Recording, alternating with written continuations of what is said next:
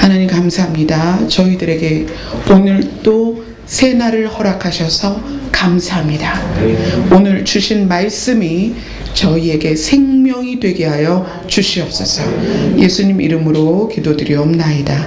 아멘. 저희 교회가 작다 보니까 일관성이 없어요. 그래서 어쩔 때는 생일잔치 했다가 조금 많아지니까 이거 부담돼서 못하겠다. 그리고 또 안 하고 막 그러잖아요. 근데 성경은요, 그 일관성이 6,000년 동안 변함이 없어요. 제가 오늘 설교를 준비하면서 사실 이것이 지난주랑 이어져 있는 거예요. 눈으로 보아도 깨닫지 못하고, 귀로 들어도 깨닫지 못하고, 마음으로 생각하지 못한 복이 뭐다? 예수 그리스도와 함께 우리가 누릴 그 나라가 우리의 복이란 말이에요. 근데 그것에 대해서 이사야서에서 이사야가 이야기를 하고 있어요. 예수 그리스도에 대해서, 그 나라에 대해서. 그래서 제가 이 말씀을 보면서 뭐 아무것도 아니지만, 저라는 사람이 아무것도 아니지만 저라는 사람의 생명이 필요하다면 생명도 아깝지 않은 것이 이 말씀이에요. 하나님께서 저의 생명을 원하신다면 저의 생명을 드리고라도 이 말씀을 누군가에게 증거해야 할 만큼 너무나 가치가 있는 말씀이에요. 만약에 100년, 1000년 이런 시차를 가지고 책이 지어진다면 일관성을 갖기가 쉽지 않을 거예요. 그런데 이 성경은 66권이라는 낙권을 묶어서 하나의 성경이 됐고, 수천 년에 걸쳐서 모아진 책으로 성경이라는 한 권이 됐는데도 불구하고 창세기로부터 계시록에 이르기까지 일관성이 있다는 거예요. 한 가지 주제로 끊임없이 이야기를 하고 있어요. 그래서 성경을 숲을 겉에서 보듯이 멀리서 성경을 자꾸 조명해 봐야 돼요. 이사야서는 뭘 말하고 있을까? 계시록은 뭘 말하고 있을까? 자, 오늘 본문을 보겠습니다. 이사야서 7장 10절에 보면 여호와께서 아하스에게 말씀하여 이르시되, 아하스는 유다의 왕입니다. 유다의 왕인데 이 왕이 어떤 왕이었냐면 아들을 우상으로 바칠 정도로 우상에 빠져있던 왕이었어요. 그리고 성전을 파괴하면서 어떻게 보면 유다에서 굉장히 가장 악한 왕이다 라고도 말할 수 있는 그런 아하스라는 왕이 있었는데, 하나님께서 아하스에게 이렇게 이야기합니다. 너는 내 하나님 여호와께 징조를 구하라. 그러니까 아하스가 싫어요. 저 징조 구하기 싫습니다. 그 얘기 뭐냐면, 이거는 마치 아하스가 굉장히 겸손한 것 같은데 그게 아니라, 저는 하나님의 뜻을 알고 싶지도 않고 관여하고 싶지도 않고 참견하고도 싶지 않습니다. 그러니까 즉 이사야를 통해서 이런 말씀, 하나님의 말씀이 전해지고 있는데 아하스는 거부합니다. 그러니까 이사야가 이렇게 이야기를 합니다. 13절에 다윗의 집이여 원하건대 들을지어다. 너희가 사람을 괴롭히고 유다 백성, 이스라엘 백성을 괴롭히고도 모자라서 하나님을 괴롭히려고 하느냐. 그러면서 뭐라고 얘기하시냐면, 오늘 제목입니다. 주께서 친히 징조를 너희에게 주실 것이라. 보라, 처녀가 잉태하여 아들을 낳을 것이요 그의 이름을 임마누엘이라 하리라. 자, 예수님께서 앞으로 이제 이사야서가 지어진 시기가 예수님이 탄생하시기 전에 700년 경이란 말이에요. 그 시차를 두고 하나님은 이사야를 통해서 징조로서 처녀가 잉태하여 아들을 낳는데 누구다? 임마누엘이라 하리라 하면서 예수 그리스도께서 이 땅에 태어나실 거에 대한 것을 징조라고 이야기를 합니다. 징조. 자, 그러면 징조라는 말이 뭐예요? 미리 보이는 어떤 전조 현상이에요. 그죠? 징조라는 것은 하나님이 자기의 뜻을 나타내기 위해서 쓰시는 수단이에요. 징조. 그 마지막 때에 대한 징조는 이럴 것이다 라고 징조라는 단어를 쓰셨는데, 예수 그리스도가 이 땅에 초림으로 오시는 것을 징조라고 표현했습니다. 여러분, 이거에 대해서 생각해 보셨어요? 예수님이 이스라엘의 메시아로 이 땅에 예루살렘에, 아니, 그러니까 그 작은 도시에서, 구유에서, 처녀에게서 태어나는 그 사실이 징조라는 거예요. 뭐에 대한 징조일까요? 여러분, 이거 생각해 보셨나요? 예수님이 이 땅에 사람의 몸으로 나타나시는데 그게 징조래요. 뭐에 대한 징조일까요? 우리는 그 사실만으로도 야, 메시아가 이 땅에서 태어나셨어, 이렇게 그것이 그냥 어떤 사실이다라고 생각했는데, 오늘 이사야서에서는 그것이 징조다. 뭐에 대한 징조일까요? 자, 봅시다. 15절을 한번 볼게요. 지금 17장 15절 16절 같이 읽겠습니다. 시작. 그가 악을 버리며 선을 선택할 줄 알 때가 되면 엉긴 젖과 꿀을 먹으리라. 대저 이 아이가 악을 버리며 선을 택할 줄 알기 전에 내가 미워하는 두 왕의 땅이 황폐하게 되리라. 그가, 누가? 처녀가 잉태하여 아들을 낳을 것인데 그의 이름을 임마누엘이라 할 것이다. 그런데 그 임마누엘의 뜻이 뭐예요? 하나님이 우리와 함께 하신다 라는 뜻이에요. 그런데 그가 누구냐면 처녀가 잉태하여 태어난 아들, 그가 악을 버리며 선을 택할 줄 알 때에, 그때가 되면 엉긴 젖과 꿀을 먹을 것이다. 이상한 얘기죠? 이해가 안 되시죠? 16절에 이렇게 얘기합니다. 또 그 아이가 악을 버리며 선을 택할 줄 알기 전에, 그 일이 일어나기 전에 네가 미워하는 두 왕, 여기서 너는 누구냐면 아하스 왕입니다. 아하스가 미워하는 두 왕, 또는 이 미워하는이 다른 성경에는 두려워하는 이에요. 두려워하는 두 왕의 땅이 황폐하게 되리라. 수수께끼 같은 이야기죠. 이 이야기가 뭐냐면, 처녀가 잉태해서 아들을 낳을 것인데 그가 악을 버리며 선을 택할 때가 온다는 거예요. 자, 그러면 이 구절만으로 예수 그리스도, 태어나신 예수 그리스도에게 악이 있었겠습니까? 없었겠습니까? 없죠. 그러니까 자신의 문제가 아니라는 거예요. 예수 그리스도에게는 악이 없었습니다. 그는 온유하고 겸손하고 태어날 때부터 선하신 분이에요. 악이 없는데 악을 버리며 선을 택한다라는 것은 자기 문제가 아니에요. 예수 그리스도가 자기의 악을 버리고 선을 선택한다는 얘기가 아니고, 예수 그리스도가 세상의 악을 제하고 선을 택해서 세상을 이루는 때가 올 거라는 얘기예요. 그때에는 엉긴 젖과 꿀을 먹을 것이다. 이스라엘 백성이 애굽에서 나와서 가나안을 향하여 갈 때에, 제가 그랬죠. 성경에 일어나는 역사는 반복된다. 왜? 교훈을 주기 위해서. 반복된다. 그리고 계시는 늘 중첩된다.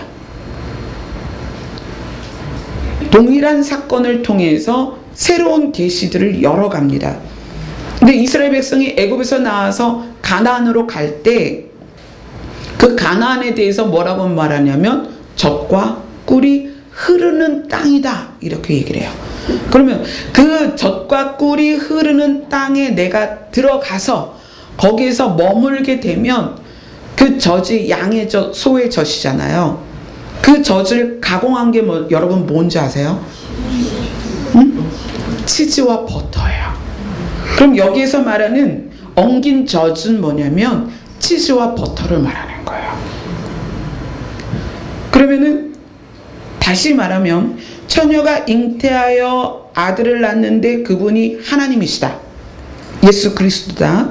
근데 그가 악을 세상에서 제거하고 선을 세우시는 때가 오는데 그때에는 엉긴 젖과 꿀을 먹을 것이다. 그곳에서 정착하여 살게 될 거라는 거예요. 그리고 그 아이가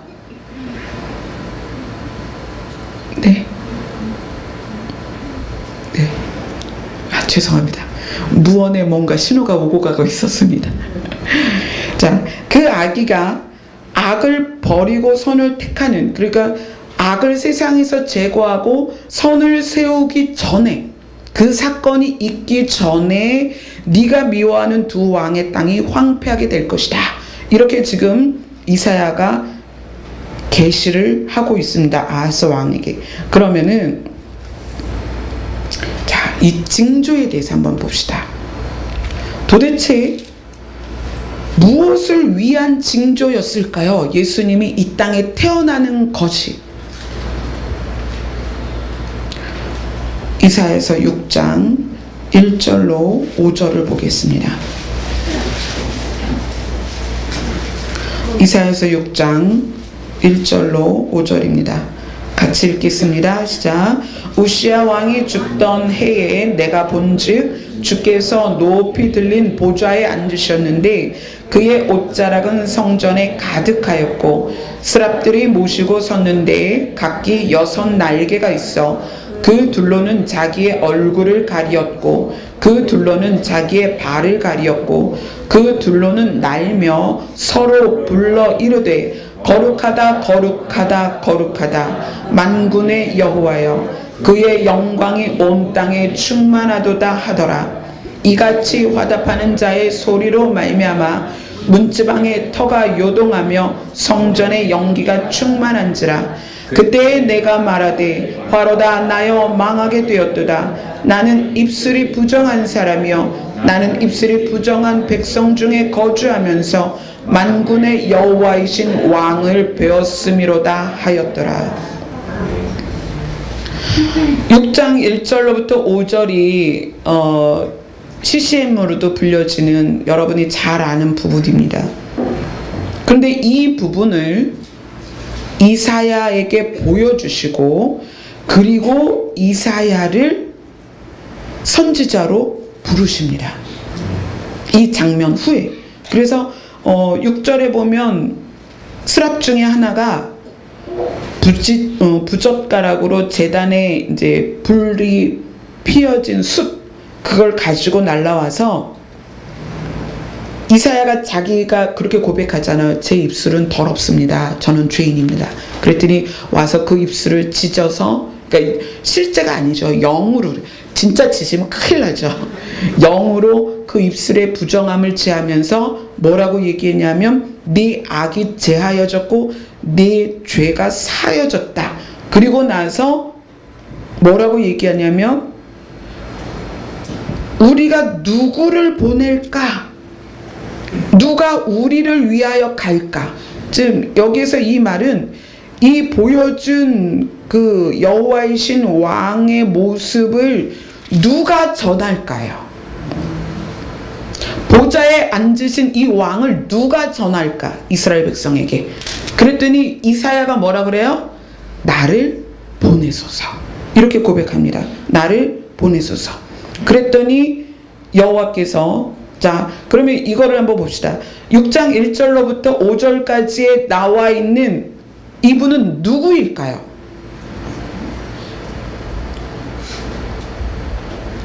누구겠습니까? 네? 여호와 하나님. 여호와 하나님 맞을까요? 자, 하나님은 성경에서 이렇게 정의를 내립니다. 하나님은 영이시다. 회전하는 그림자도 없으시다. 손으로 만질 수 있는 분이 아니다.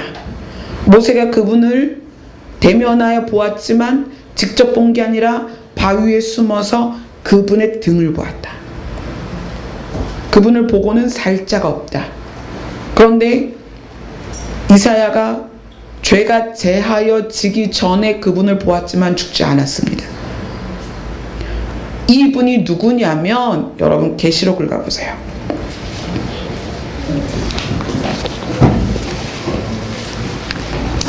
계시록 21장입니다.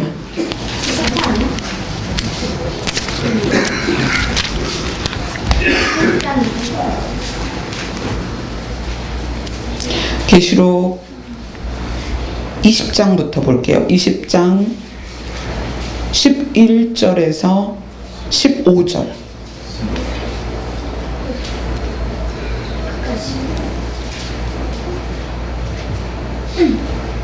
자, 같이 읽겠습니다. 시작. 또 내가 크고 흰 보좌와 그 위에 앉으신 이를 보니 땅과 하늘이 그 앞에서 피하여 간데 없더라. 또 내가 보니 죽은 자들이 큰 자나 작은 자나 그 보좌 앞에 서 있는데 책들이 펴 있고 또 다른 책이 펴져 있으니 곧 생명책이라. 죽은 자들이 자기 행위를 따라 책들에 기록된 대로 심판을 받으니 바다가 그 가운데서 죽은 자들을 내주고 또 사망과 음부도 그 가운데서 죽은 자들을 내주매 각 사람이 자기의 행위대로 심판을 받고 사망과 음부도 불못에 던져지니 이것은 둘째 사망 곧 불못이라. 누구든지 생명책에 기록되지 못한 자는 불못에 던져지리라. 그리고 나서 21장의 3절을 읽어봅시다. 시작. 내가 들으니 보좌에서 큰 음성이 나서 이르시되 보라, 하나님의 장막이 사람들과 함께 있음에 하나님이 그들과 함께 계시리니 그들은 하나님의 백성이 되고 하나님은 친히 그들과 함께 계셔서. 자, 5절을 읽습니다. 밑에 5절 시작. 보좌에 앉으신 이가 이르시되 보라, 내가 만물을 새롭게 하노라 하시고 또 이르시되 이 말은 신실하고 참되니 기록하라 하시고. 자, 그 다음 6절을 읽습니다. 시작. 또 내게 말씀하시되 이루었도다. 나는 알파와 오메가요 처음과 마지막이라. 내가 생명수 샘물을 목마른 자에게 값없이 주리니. 자, 이 보좌에 앉으신 분이 누구세요? 예수님이시죠. 이사야 6장 이 본문에 나오는 보좌에 앉으신 분이 누구시냐면 바로 백보자에서 심판하시는, 악을 제하고 선을 세우시는 그 사건이 일어나기 직전에 보좌에 앉으신 예수 그리스도를 이사야가 본 거예요. 그리고 이사야가 이때 이 보좌에 앉으신 예수 그리스도를 보고 나서 누가 이 메시아를, 이 예수 그리스도를 만왕의 왕으로, 만주의 주로 오셔서 인류를 심판하실 이분을 이스라엘에 가서 증거할 것이냐 라고 그랬더니 이사야가 제가 가겠습니다, 나를 보내소서, 그렇게 얘기를 한 거예요. 그랬는데 하나님께서 그 다음에 뭐라고 그러시냐면 9절을 보세요. 이사야서로 갑시다. 이사야서 6장 9절에서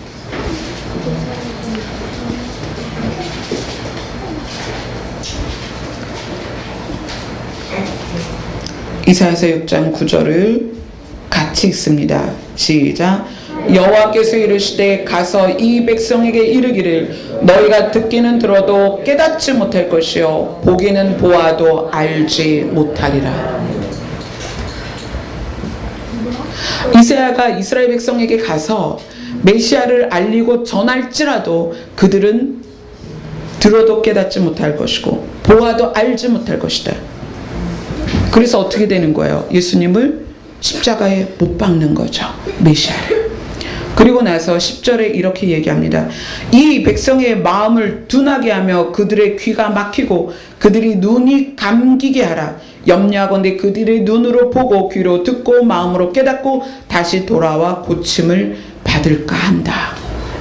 그러니까 이사야가 아니 그럼 그들의 눈을, 그들의 마음을 언제까지 막으실 것입니까? 라고 이야기를 해요. 언제까지? 제가 가서 이스라엘에게 전하겠습니다. 이스라엘 백성에게 그 보좌에 앉으신 하나님, 보좌에 앉아서 심판하실 하나님을 증거하겠습니다. 그러나 그들이 들어도 깨닫지 못하고 보아도 알지 못한다고 하셨는데 언제까지입니까? 그거를 11절에 이렇게 얘기합니다. 내가 이르되, 이사야가 여호와께 이르되, 주여 어느 때까지니까? 그들이 언제까지 그것을 깨닫지 못합니까? 이스라엘 백성이 언제까지 그것을 깨닫지 못하겠습니까? 라고 물었더니 주께서 대답하시되, 성읍들이 황폐해지고 주민이 없어지고 가옥에 사람이 없고 토지가 황폐하게 되고 여호와께서 사람을 멀리 옮기셔서 이 땅 가운데 황폐한 곳이 많을 때까지니라. 무슨 말씀이에요? 이스라엘이 지구에서 완전히 사라진 걸 이야기하는 거예요. 그 일이 언제 이루어져요? 예수님이 승천하시고 AD 70년에 이루어지는 일이잖아요. 그죠? 그리고 나서 무슨 이야기를 하시냐면 그 중에 10분의 1이 아직 남아있을지라도 이것이 황폐하게 될 것이나 밤나무와 상수리나무가 배임을 당해도 그 그루터기는 남아있는 것 같이 거룩한 씨가 이 땅이 그루터기가 될 것이다. 그들이 다 온 세상으로 옮겨질 것이지만 거룩한 씨는 남아있을 것이다. 그들 가운데 거룩한 씨가 있을 것이다. 사실 그들 가운데 그루터기로 남아있는 거룩한 씨 때문에 복음이 세상에 전파가 됐습니다. 환난 가운데 생명을 걸고 온 세상에 흩어진 이스라엘 사람들에 의해서 복음이 전파됐습니다. 그 일을 위해서 뭐냐면 예수님께서 보좌에 앉으셔서 만왕의 왕으로서 예수님께서 하늘의 권세와 땅의 권세를 가지고 이 세상을 종결시키는 사건이 뭐냐면 백보자 심판이거든요. 그리고 나서 이어지는 세상이 뭐예요? 새하늘과 새 땅이잖아요. 그 이어지는 세상, 새하늘과 새 땅을 우리가 뭐라고 얘기하냐면 새 에덴이다. 회복된 에덴이다. 그리고 이스라엘 백성이 광야를 지나 들어가는 가나안을 또 거기에 비유하잖아요. 그 가나안을 비유할 때 가나안에 대한 대표적인 표현이 뭐냐면 젖과 꿀이 흐르는 땅이란 말이에요. 자, 그러면 봅시다. 그 아이가 악을 버리고 선을 택할 때, 그러니까 악을 세상에서 제거하고 선을 세우는 그날, 백보자 심판이 있는 날, 그 이후가 되면 엉긴 젖과 꿀을 먹는데 그건 뭐냐면 이 세상이 완전히 에덴으로 회복되어지고 가나안처럼 되어서 엉긴 젖과 꿀을 먹는다는 거예요. 엉긴 젖과 꿀을 먹는다는 이 표현은 이들이 이때 살아가는 세상에서 가장 풍요로운 표현이에요. 그래서 가나안을 그렇게 표현한 거예요. 젖과 꿀이 흐르는 땅. 왜냐하면 가축에게서 젖을 얻으려면 가축이 잘 먹어야 돼요. 그래야 젖이 나와요. 그러면 가축이 잘 먹으려면 토양에 기름지고 그리고 어때야 돼요? 풀과 나무들이 잘 자라야 돼요. 꿀이 흐른다는 것은 벌이 활동을 잘해서, 그죠? 벌이 많이 집을 지어야 꿀이 생겨요. 그럼 뭐가 있어야 돼요? 꽃이 있어야 돼요. 꽃이 만발하게 피기 위해서는 그들이 자라날 수 있는 환경, 빛, 또 온도, 이게 잘 맞아야 되는 거잖아요.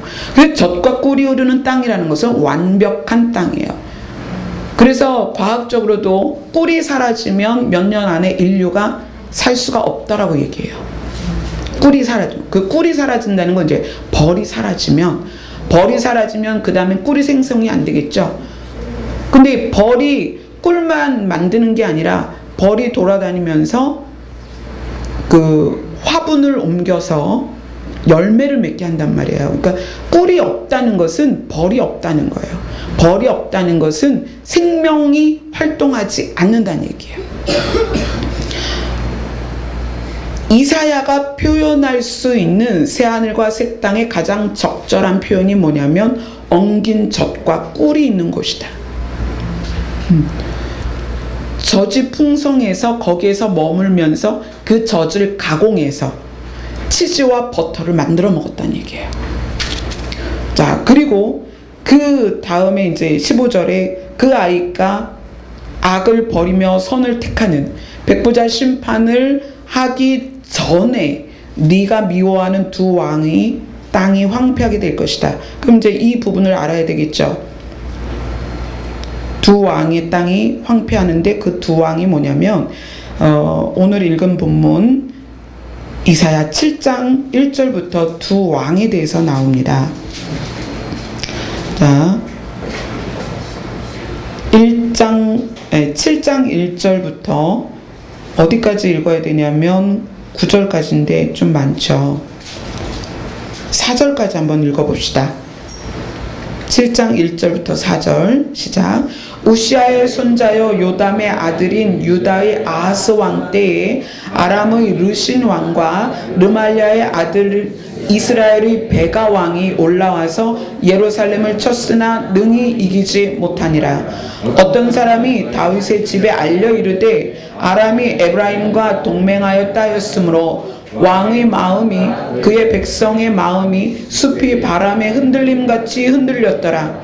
그때 여호와께서 이사야에게 이르시되 너와 내 아들 스알야숲은 윗모수도 끝 세탁자의 밭 큰 길에 나가서 아하스를 만나 그에게 이르기를 너는 삼가며 조용하라. 르신과 아람과 르말리아의 아들이 심히 노할지라도 이들은 연기나는 두 부직갱이 그루터기에 불과하니 두려워하지 말며 낙심하지 말라. 네, 두 왕이 누구냐면 아람의 르신 왕입니다. 한 왕은 아람은 어디냐면 지금의 시리아입니다.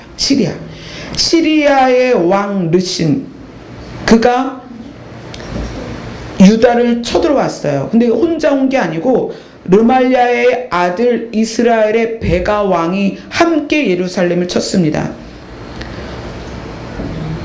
이때가 이제 상황이 이스라엘이 남북으로 갈려진 상황이에요. 그래서 북이스라엘, 남유다 상황이고 아하스 왕은 남유다 왕이고 여기 이스라엘 왕은 베가 왕입니다. 이 베가 왕과 시리아의 르신 왕이 힘을 합쳐서 예루살렘을 치러 올라왔는데 하나님이 뭐라고 얘기하냐면 두려워 말라. 그들은 연기나는 두 부직갱이 그루터기 같다. 그러니까 그루터기가 있는데 이 그루터기를 위에서는 무슨 그루터기라고 얘기했어요?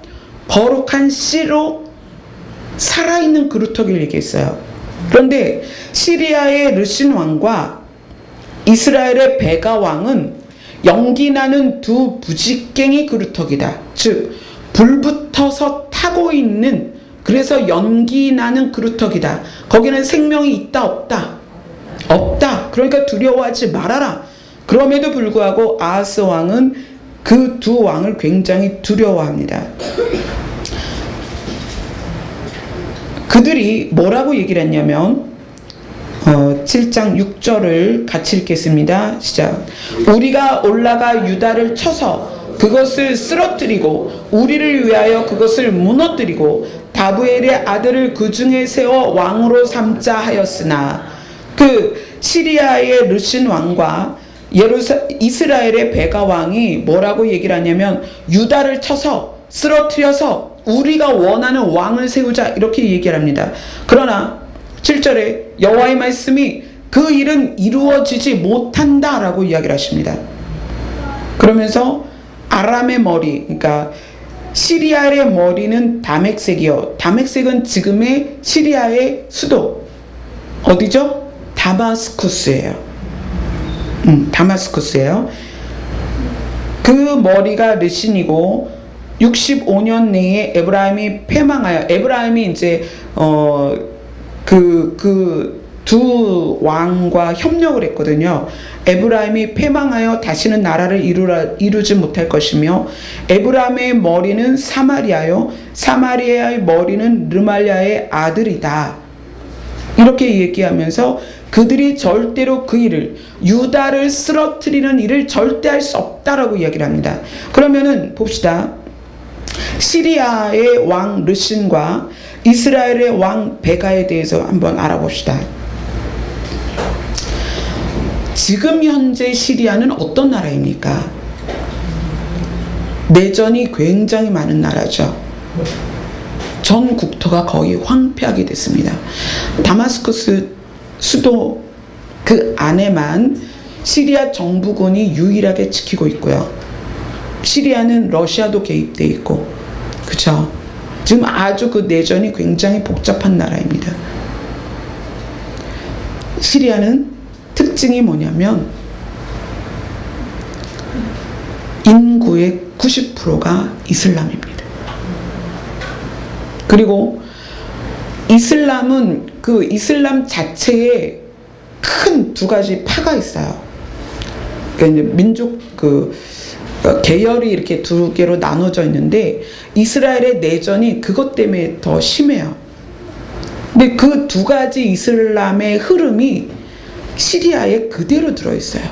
그 둘이 계속 싸우고 그것도 그 내전 때문에 또 러시아가 개입이 되고 미국이 개입이 되고 굉장히 복잡한 나라죠.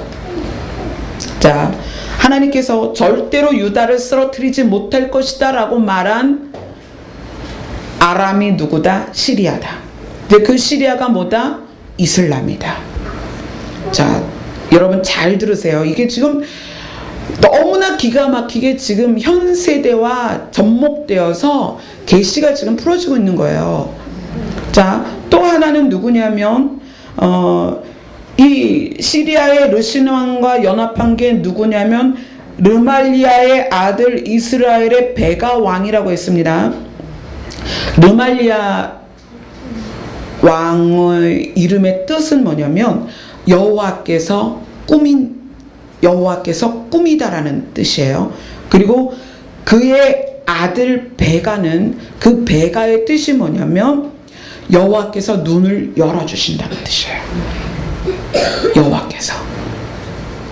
이 사마리아란 여기 몇 절에 보면은 있냐면 9절에 보면은 사마리아의 머리가 르말리아의 아들이다. 즉 베가다 그래요. 근데 이 사마리아의 특징을 여러분 아십니까? 신약에서 뭐 선한 사마리아인 이렇게 뭐 또 사마리아에서 만난 여인 그 사마리아가 나오잖아요. 지금은 관광지로서 그렇게 쓰임받고 있죠. 유적이 발견되는 그런 동네지 산업이나 이런 것이 막 활발하게 돌아가는 동네가 아니에요. 사마리아라는 곳이. 근데 이 사마리아가 어떤 의미가 있냐면 예수님이 사마리아와 땅끝까지 복음을 전하라 그러잖아요. 땅끝은 복음이 안 들어간 곳을 말하고요. 사마리아는 어떤 의미가 있냐면 사마리아가 아시리아 때문에 아수르라고 그러죠.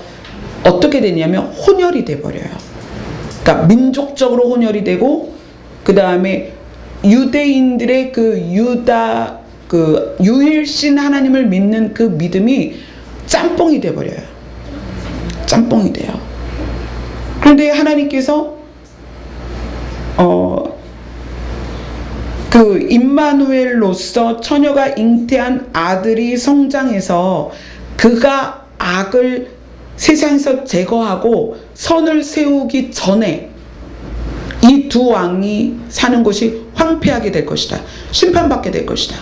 그럼 그 심판의 대상이 뭘 말하냐면 첫 번째는 이슬람입니다. 지금 전 세계적으로 기독교를 가장 강하게 탄압하고 있는 종교 이슬람이죠. 천주교는 안 보이게, 그죠? 이슬람은 드러나게. 그 중동 지역에서는 하나님을 믿는다는, 예수님을 믿는다는 이유만으로도 맞아 죽고 잘려 죽고 불태워 죽고 지금 그래요. 그것을 이루고 있는 게 이슬람입니다. 근데 그 시리아에 대해서 이 아이가 악을 버리고 선을 선택할 때 그들의 땅이 황폐하게 될 것이다 그래요. 시리아가 지금 어때요? 난리가 아니에요 지금. 물론 지금 현재 정치적으로도 그렇지만 이슬람이라는 것 자체가 예수 그리스도께서 백보자에 앉으셔서 심판하시는 때가 되기 전에 완전히 하나님께서 쓸어버리시겠다는 거예요. 그 다음에 두 번째, 사마리아를 예수님은 사마리아와 땅끝까지 복음을 전하라고 얘기하는데 그 사마리아가 우리에게 계시하고 있는 게 뭐냐면 하나님을 믿고 예수님을 받아들였다가 변질된 성도를 말하는 거예요. 변질된. 그러니까 지금 우리 세대가 지금 그렇게 가고 있잖아요. WCC를 통해서 제가 그 성경에서 말하는 이제 마지막 때를 향해서 계시하는 표현 중에 어떤 게 있냐면 거룩한 곳에 가증한 것이 서는 것을 보거든. 이렇게 단서를 답니다. 근데 지금 어때요? 교회 강단에 뭐 어디에서 유명한 스님을 모셔다가 막 세워서 그들이 말하는 걸 설법이라고 하나요? 그렇게 하게 하고 천주교와 교류를 하고 이슬람과 강단 교류를 하고 그것이 마치 평화인 것처럼 얘기를 해요. 대대적으로 그렇게 합니다. 큰 교회들이 이것이 평화다라고 얘기를 해요. 그래서 하나님께서 말씀하시는 것입니다. 너희가 거룩한 곳에 가증한 것이 서는 것을 보거든. 물론 이것은 여러 가지 뜻을 의미하고 있습니다. 적그리스도가 출현해서 예루살렘 성전에 설 때도 그것을 표현하는 말입니다. 그러나 지금 현재 이미 그 일이 이루어지고 있다는 얘기예요. 뭘 통해서? 종교 통합을 통해서, WCC를 통해서. 부산에서 있었던 WCC 총회 때 이 강단 앞에 온갖 종교 지도자들이 다 모였습니다. 강단에다가 성황당 같이 꾸며놓고 가지가지 걸어놓고 구슬하고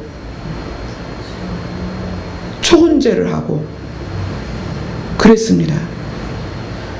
그것에 대하여, 그 사마리아에 대하여 짬뽕되어서 유일하신 하나님을 버려버린 그 세대를 향하여 하나님께서 말씀하시는 거예요. 그 아이가, 누가? 처녀가 잉타여 낳은 그 아이가 악을 버리고 선을 세울 때 그 전에 그들은 완전히 황폐하게 될 것이다. 이사야는 보좌에 앉으셔서 심판을 준비하시는 예수 그리스도를 보았습니다. 그리고 스랍이 이야기를 하는 거예요. 누가 이 심판하실 예수 그리스도를 이스라엘에게 전할 것이냐? 그랬더니 이사야가 이야기하는 거예요. 나를 보내소서. 내가 가겠습니다. 그랬더니 하나님이 뭐라고 그러시냐면, 그래, 내가 너를 보낼게. 너 가서 이야기를 해. 그러나 그들은 들어도 깨닫지 못할 것이고 보아도 알지 못할 것이다. 마음이 둔하여져 있을 것이다. 그러니까 이사야가 답답한 거예요. 자기는 눈으로 보았습니다. 심판하실 예수 그리스도를 보았습니다. 답답한 거예요. 어느 때까지니까 내가 그들을 먼 곳으로 옮겨서 그들 집에 사람이 없을 것이고 그들의 땅이 황폐할 것이다. 그러나 내가 그루터기 거룩한 씨를 남겨둘 것이다. 그래서 하나님이 아하스에게 너 징조를 구해라. 내가 이 일을 이룰 것이다. 심판을 이야기하시는 거예요. 악을 제거하는 심판을 이야기하시는 거예요. 그러니까 아하스가 싫어요. 저는 그거 구하기 싫습니다. 왜냐하면 자기 자신이 악하기 때문에. 전 구하기 싫습니다.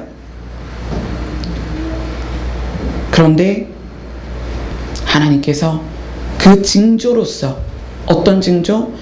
예수 그리스도가 보좌에 앉아서 세상의 악을 제거하고 선을 세우는 날이 올 거라는 것에 대한 징조로서 무엇이 있을 것이다? 아기가 태어나는데 처녀가 잉태해서 아기를 낳을 것이다. 그러면 너희들은 기억해라. 이 일이 시작된 것이다. 이 계획이 시작된 것이다. 예수 그리스도가 보좌에 앉아서 세상을 심판할 날이 올 것이라는 거예요. 너무 놀랍지 않습니까? 이사야 안에서 하나님께서는 명확하게 이스라엘 백성들에게 백보자 심판의 사건을 알려주고 계십니다. 그것을 본 것이 이사야예요. 근데 이사야는 가서 그들에게 전했지만 그들은 들어도 깨닫지 못했고 예수 그리스도를 보아도 알지 못하고 그를 십자가에 매달았습니다. 이 이사야서에 이사야가 보내심을 받는 이 장면과 이것을 이해하면 이사야 전체가 무엇을 조명하게 될 것인지를 여러분이 알게 될 것입니다. 이사야 전체는 악에 대한 회개를 부르짖고 있습니다. 그리고 예수 그리스도가 오셔서 하실 사역과 그 다음에 예수 그리스도가 이루실 만왕의 왕으로서 만주의 주로서 하늘의 권세와 땅의 권세를 가지고 이루실 새하늘과 새 땅이 이사야서에 명확하게 나옵니다. 그렇기 때문에 이 이사야서에서의 이사야가 부름받는 장면, 이것을 이해하지 않으면 이사야를 이해할 수가 없다는 얘기예요.